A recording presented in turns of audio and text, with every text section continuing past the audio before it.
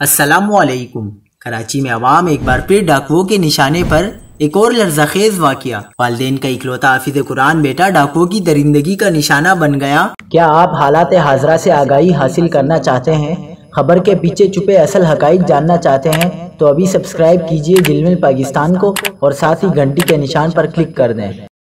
आपको इंतहाई अफसोसनाक खबर से आगाह करते चलें कि शादमान टाउन में गुज़िश्ता रात डकैती मुज़ाहिमत पर हाफिज़ कुरान को शहीद कर दिया गया। मकतूल उसामा वालिदैन का इकलौता बेटा था जो दोस्तों के हमरा नई मोटरसाइकिल खरीदने निकला था। शादमान टाउन के इलाके ज़ैनुल आबिदीन इमाम बारगाह के करीब मोटरसाइकिल सवार डाकुओं ने लूट मार के दौरान मुज़ाहिमत पर नौजवान को फायरिंग करके कत्ल कर दिया।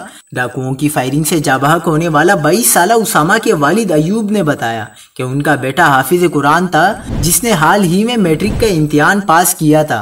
मकतूल की 2 रोज कबल नई मोटरसाइकिल छिन गई थी और वो दूसरी मोटरसाइकिल खरीदने के लिए अपने दोस्तों के साथ शादमान टाउन में किसी के पास आया था कि इस दौरान डाकू आ गए। वालिद का कहना था कि उसामा मेरे साथ काम करता था, मेरा एक ही बेटा था जो डाकुओं ने छीन लिया।